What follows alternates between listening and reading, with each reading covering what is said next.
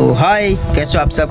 आज का टॉपिक है हमारा तो गवर्नमेंट स्कूलों के अंदर भाई जो बच्चों के साथ हो रहा है ना, उस चीज़ पे बात करने वाला हूँ मैं।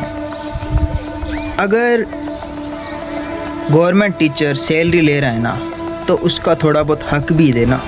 मैंने आज तक ये नहीं देखा कि कभी गवर्नमेंट स्कूल में पढ़ा हुआ बच्चा टॉप आया हो इंडिया, उसने कभी स्टेट में टॉप किया हो कभी उसने स्टेट में टॉप किया हो, नहीं किया उसने।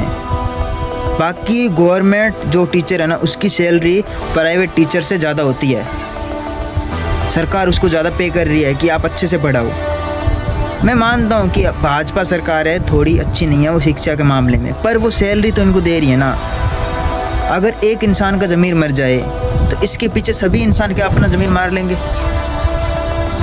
किसी से पर्सनल कुछ नहीं कहना, मैं सभी को टारगेट करके चल रहा हूँ। कुछ लोग होंगे जो मुझे ये इस वीडियो के जरिए बुरा कमेंट करेंगे, कुछ भी बोलेंगे, पर मेरे भाई देश की जनता है ना, वो अपने बच्चों को गवर्नमेंट स्कूल में भेजती आधी से ज़्यादा। अगर वही चीज़ सही नहीं है, भारत का जो फ्यूचर है वो गवर्नमेंट स्कूल में पढ़ रहा है और वहाँ पर एजुकेशन सिस्टम ही बहुत ख़राब है, और फिर तुम उम्मीद करते हो कि भारत एक दिन भारत विश्व गुरु बनेगा, भारत सबसे ऊपर आएगा। भाई भारत ऊपर सिर्फ जनसंख्या में आ सकता है, अनपढ़ लोग और कुछ नहीं करेंगे। समझ रहे हो ना इस चीज़ को। भारतीय जनता पार्टी का ये मकसद है कि लोगों को अनपढ़ रखना।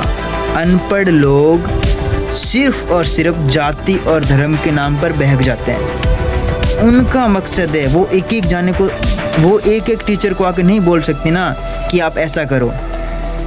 पर अगर टीचर ही अपना ज़मीर मार लेंगे, वही अपनी सैलरी को बस खाए जा रहे हैं, उनको कोई मतलब नहीं है। स्कूल के अंदर आए, चाय पी, खाना खाया, सो गए, बस उनको और कोई मतलब नहीं है ना।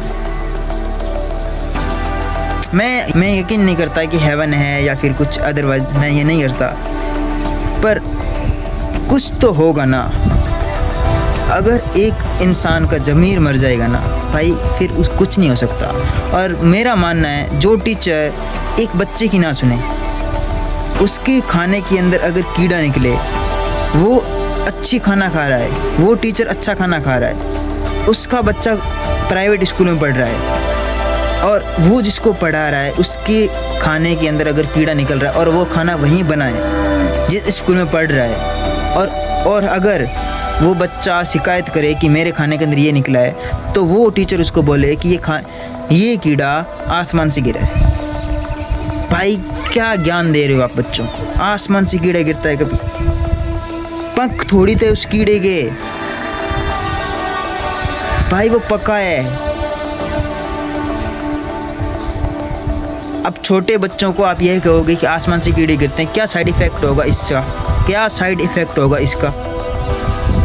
अगर हम छोटी छोटी बातों को नहीं उठाएंगे ना भाई, ये छोटी छोटी बातें आपके बच्चे का फ्यूचर ख़राब कर सकती है। अगर आपको उसके स्कूल जाने से मतलब है ना भाई, तो उसको स्कूल ही मत भेजो।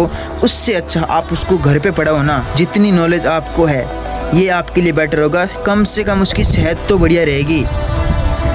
मैंने देखा है मेरे गांव के स्कूल के अंदर 12th पास भाई जो लड़का है ना, उसको हिंदी नहीं आती सही से बोलने, और गवर्नमेंट टीचर सैलरी खाए जा रहे हैं, अपना पेट भरे जा रहे हैं और अपने बच्चों को बाहर पढ़ा रहे हैं। भाई तुम जिसको पढ़ा रहे हो वो भी तो किसी के बच्चे हैं ना।